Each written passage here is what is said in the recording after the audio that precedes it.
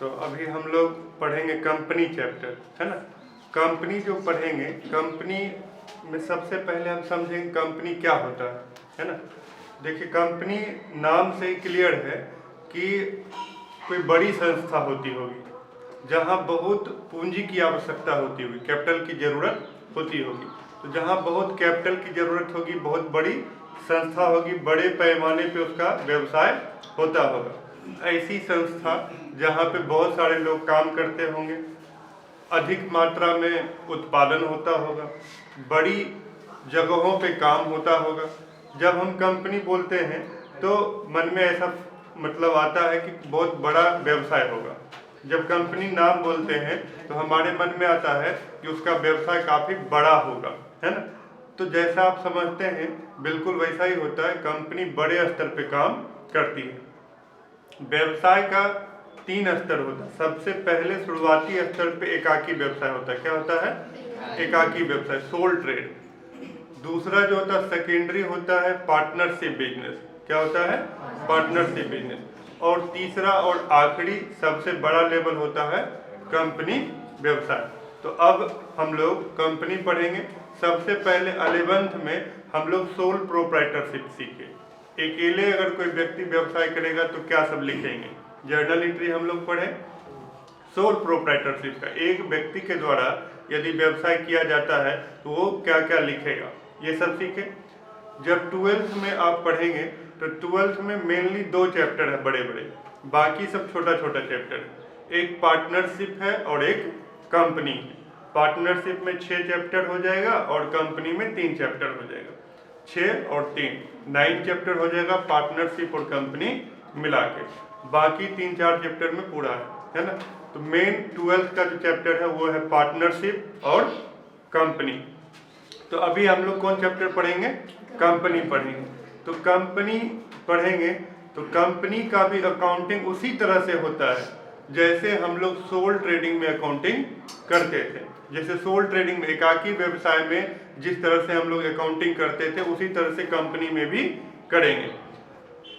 फर्क ये है कि एकाकी व्यवसाय जब होता था तो वो एक व्यक्ति पे डिपेंड था। वो व्यक्ति अगर है तो उसका व्यवसाय है, लेकिन कंपनी में ऐसी कोई बात नहीं है। कंपनी जो है वो किसी व्यक्ति के आने और जाने पे निर्भर नहीं है। कंपनी सब दिन क्या होते रहेगा? चलते रहेगा।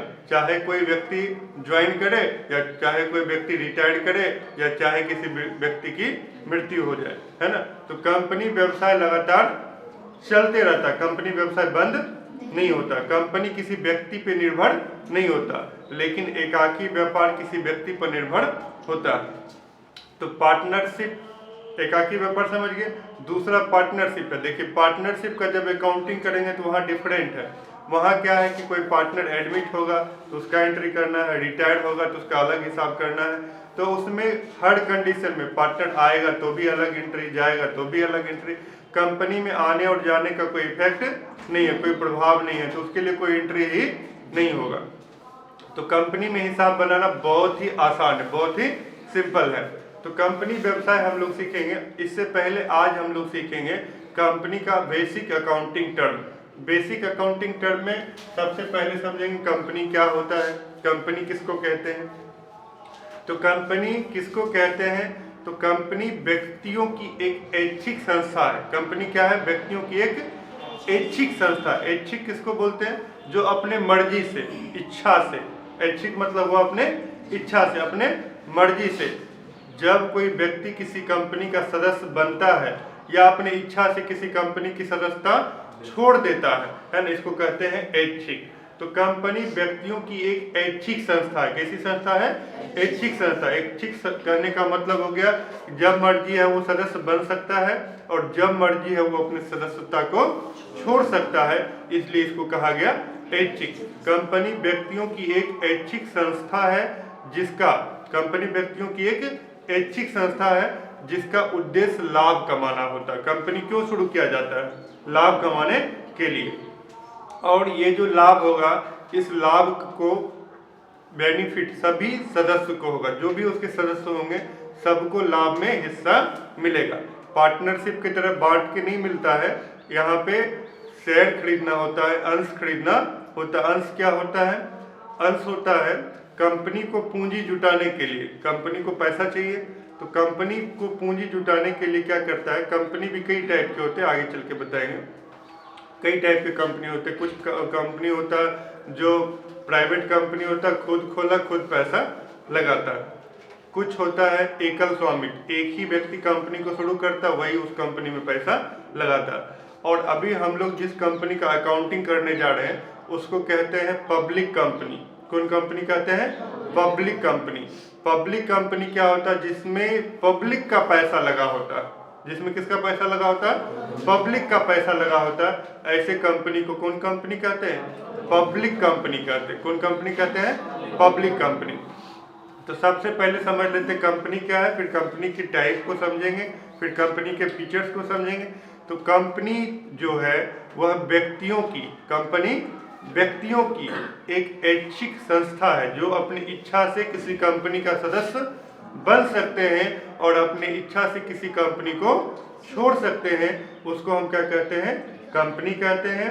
और कंपनी में सारे व्यक्ति कुछ ना कुछ पैसा इन्वेस्ट करते हैं, लगाते हैं, शेयर के रूप में, हिस्सा के रूप में।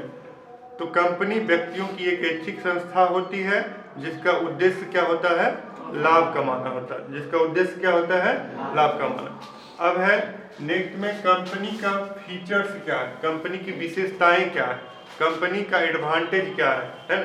तो कंपनी की फीचर्स, विशेषताएं, विशेषताएं में पहला फीचर्स है आर्टिफिशियल पर्सन। कौन पर्सन है? आर्टिफिशियल, है ना? आर्टिफिशियल पर्सन, है ना? आप लोग सुने होंगे आर्टिफिशियल का सोना, नहीं मतलब क्या? बनावटी, ओरिजिनल सोना नहीं, है ना? तो ये कैसा पर्सन है? ये आर्टिफिशियल है, मतलब बनावटी है, डुप्लीकेट है। नहीं, आर्टिफिशियल मतलब क्या होता है? बनावटी, डुप्लीकेट, है ना? तो आर्टिफिशियल और पर्सन बोला, पर्सन तो आदमी होता है, व्यक्ति होता है, नहीं? तो कंपनी व्यक्ति है, कंपनी व्यक्ति है, लेकिन कैसा? बनावटी। कैसा व्यक्ति है? बनावटी व्यक्ति है। व्यक्ति क्यों कहें और बनावटी क्यों कहें? व्यक्ति इसलिए बोले कि एक व्यापार में जो काम आप कर सकते हैं वो सब काम कंपनी भी कर सकती है। जो काम व्यापार में आप कर सकते हैं वो सब काम कंपनी भी कर सकती है, इसलिए उसको पर्सन बोले, व्यक्ति बोले। व्यापार में आप क्या कर सकते हैं?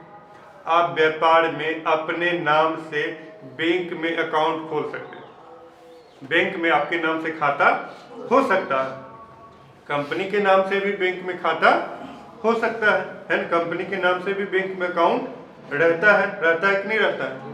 कंपनी के नाम से भी बैंक में अकाउंट रहता है ना? अच्छा, जितना भी निर्जीव है उसके नाम से, ये मकान है, मकान के नाम से बैंक में अकाउंट होगा? नहीं होगा। बेंच के नाम से बैंक में अकाउंट होगा?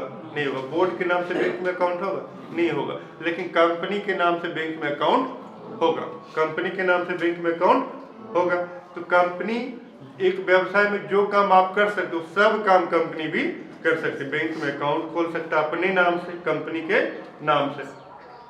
आप कुछ लिखते हैं तो नीचे में अपना हस्ताक्षर करते, दस्तखत करते, सिग्नेचर करते, है ना? तभी वो वैलिड माना जाता है। ऐसा होता है। कंपनी का भी जब कुछ लिखा होता है, कंपनी भी जब कुछ लिखती है, कोई लेटर इशू करती है, तो वो भी आप सिग्नेचर करते, वो भी मोहर मारता है, स्टाम्प लगाता है ना? वो भी स्टाम्प लगाता है। आप को किसी से झगड़ा हो जाता है तो आप उस पर क्या कर देते हैं? मुकदमा कर देते हैं। नहीं, कंपनी भी किसी पर मुकदमा कर सकता है ना? आप पर कोई मुकदमा कर देता है ना? कंपनी पर भी कोई मुकदमा कर सकता है, कंपनी पर भी कोई केस कर सकता है। तो जो काम एक व्यवसाय में आप कर सकते हो वो सब काम कंपनी भी कर सकती है। आप बैंक से लोन ले सकते हैं, कंपनी भी बैंक से लोन ले सकती है ना? आप जितना लोन लेंगे आपसे ज्यादा कंपनी लोन ले सकती है ना? तो जो काम आप करेंगे एक व्यवसाय में वो हर काम कंपनी भी कर सकती है, इसलिए उसको क्या बोला गया? पर्सन बोला गया, व्यक्ति बोला गया। अब आर्टिफिशियल क्यों बोला गया? आर्टिफिशियल इसलिए बोला गया क्योंकि उसका सजीव का लक्षण नहीं है। सजीव का लक्षण होता है जैसे हम लोग खाना खा सकते हैं, कंपनी खाना खा सकता है क्या? नहीं खा सकता। चल फिर सकता है क्या? नहीं। तो एक सजीव का जो लक्षण होता है, सांस लेना, चलना फिरना, ये सब इसमें कुछ नहीं होगा। इसलिए ये कैसा पर्सन है? व्यक्ति है लेकिन आर्टिफिशियल, बनावटी, है ना। व्यवसाय में हम लोग जो करेंगे वो सब काम कर सकता है, लेकिन बाकी सजीव का लक्षण उसमें नहीं होगा, इसलिए इसको बोला गया आर्टिफिशियल पर्सन, बनावटी व्यक्ति। सेकेंड जो है उसको बोलते हैं सेपरेट लीगल एंटिटी, है ना। क्या बोलते हैं? Separate legal. सेपरेट, सेपरेट मतलब होता है अलग, नहीं। गाँव घर भी लोग कहता है कि अपन हम बनाए लगे सेपरेट अपन रहोगे, नहीं। सेपरेट मतलब होता है अलग, और लीगल मतलब होता है कानूनी, नहीं। लीगल मतलब होता है कानूनी। Separate legal entity, separate legal entity का मतलब हो गया कि कंपनी का अस्तित्व जो होता है वह व्यक्तियों से अलग होता है। कंपनी का अस्तित्व जो होता है वो व्यक्तियों से अलग होता है। अभी तुरंत हम कुछ देर पहले बोले थे कि अगर एकाकी व्यवसाय है, पार्टनरशिप व्यवसाय है, तो किसी पार्टनर को यदि कुछ हो जाता है या कोई पार्टनर रिटायर करता है ना, या किसी पार्टनर का डेथ होता है, तो उस केस में व्यवसाय पे फर्क पड़ेगा, उस केस में व्यवसाय पे फर्क पड़ेगा। लेकिन कंपनी व्यवसाय में किसी सदस्य के आने और किसी सदस्य के जाने से कंपनी पर कोई प्रभाव नहीं पड़ेगा। आज तक कभी सुने हैं कि किसी कंपनी में जो है कोई सदस्य, है ना, आ गया या चला गया, उससे कंपनी पर कोई प्रभाव नहीं पड़ता। तो कंपनी जो है वो सेपरेट लीगल एंटिटी का मतलब होता है कि कंपनी व्यक्तियों से क्या होता है? अलग होता है। कंपनी व्यक्तियों से क्या होता है? अलग होता है। वो जो है किसी सदस्य के आने और किसी सदस्य के जाने से उस पर कोई प्रभाव नहीं पड़ता, है ना। इसलिए इसको बोला गया सेपरेट लीगल एंटिटी। यह अपने आप में अलग इसका अस्तित्व होता है। कोई सदस्य आए या जाए, इससे कंपनी पर कोई प्रभाव नहीं कर पड़ता है। कंपनी लगातार चलते रहता, कंपनी लगातार चलते रहता, है ना। जैसे रिलायंस कंपनी है, रिलायंस कंपनी के संस्थापक, है ना, धीरू भाई अंबानी कब के चले गए, लेकिन रिलायंस कंपनी चल रहा है ना। इस तरह से कई कंपनी, टाटा कंपनी है ना, टाटा कंपनी के संस्थापक चले गए, लेकिन टाटा कंपनी आज भी चल रही है। तो इसमें सेपरेट लीगल एंटिटी का मतलब हो गया इसमें व्यक्ति से कोई संबंध नहीं होता, व्यक्ति रहे या जाए कंपनी चलते रहेगा। अगला है limited liability. Limited liability, limited liability का मतलब होता है कि कंपनी के ऊपर लायबिलिटी लिमिट होता है। कंपनी के ऊपर लायबिलिटी क्या होता है?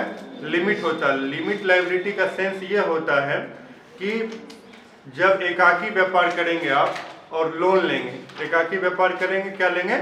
लोन लेंगे।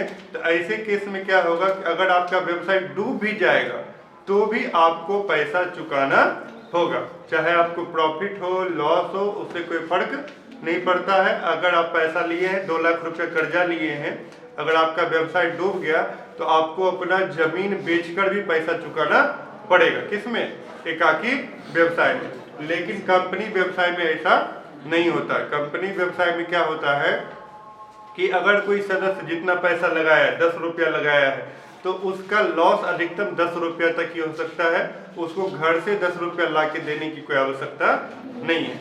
लेकिन अगर आप एकाकी व्यापार करते हैं, सोल ट्रेड बिजनेस करते हैं या पार्टनरशिप बिजनेस करते हैं, तो पार्टनरशिप बिजनेस या सोल ट्रेड बिजनेस में क्या होगा कि अगर आपका लॉस होगा तो आपको घर से पैसा लाके कर्जा चुकाना पड़ेगा, है ना। व्यवसाय में कोई कर्जा लेता है 2 लाख, 5 लाख, 10 लाख, अगर बिजनेस में लॉस होता है तो उसको जमीन बेचकर भी पैसा देना पड़ता है। लेकिन कंपनी व्यवसाय में ऐसा नहीं होता है।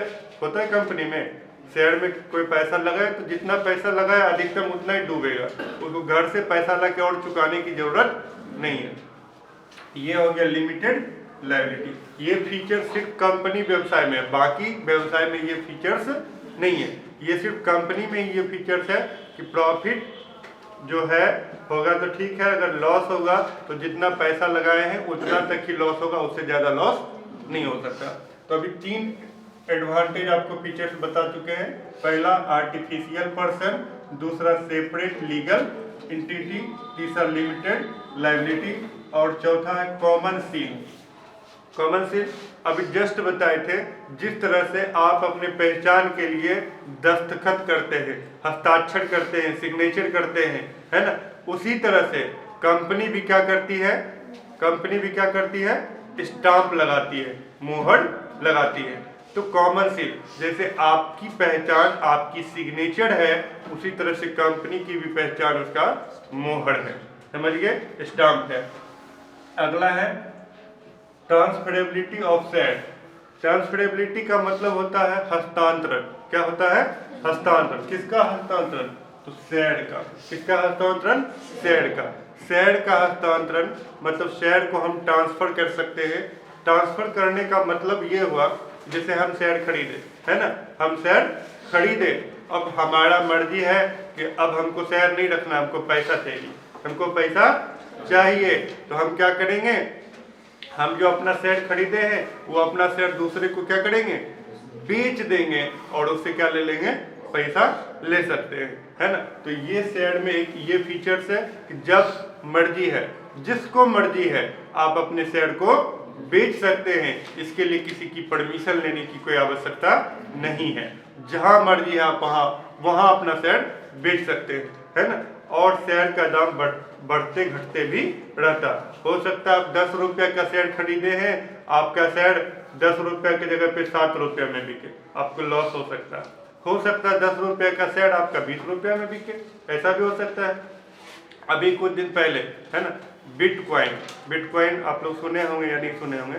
बिटकॉइन का दाम था 6,000 रुपये, है ना, 2015-16 के आसपास बिटकॉइन का दाम था 6,000 रुपये। अभी बिटकॉइन का दाम है 32 लाख रुपये, है ना। एक बिटकॉइन जो खरीदा होगा 6,000 रुपये में, अभी उसका दाम हो गया 32 लाख रुपया, है ना, अभी के टाइम में। तो इस तरह से शेयर जो है बहुत ज़्यादा बढ़ता है और घटते रहता है ना। तो किसका मार्केट चढ़ेगा, किसका मार्केट उतरेगा, है ना, ये कहना मुश्किल है ना। तो ट्रांसफरेबिलिटी ऑफ शेयर का मतलब हो गया कि आप अपने शेयर को कभी भी खरीद सकते हैं और कभी भी बेच सकते हैं, उसको कहते हैं transferability of share. Transferability of share. तो अभी आपको हम 5 फीचर्स बताए हैं, 5 फीचर्स बताए कंपनी के। पहला आर्टिफिशियल पर्सन, दूसरा सेपरेट लीगल एंटिटी, तीसरा लिमिटेड लायबिलिटी, कॉमन सील और ट्रांसफरेबिलिटी ऑफ शेयर। इस तरह से आपका फर्स्ट क्वेश्चन कंप्लीट हो गया। कंपनी क्या है, इसके फीचर्स को लिखे, कंपनी क्या है, इसके विशेषताओं को लिखें, है ना, कंपनी क्या है, इसके विशेषताओं को लिखें। Thank you.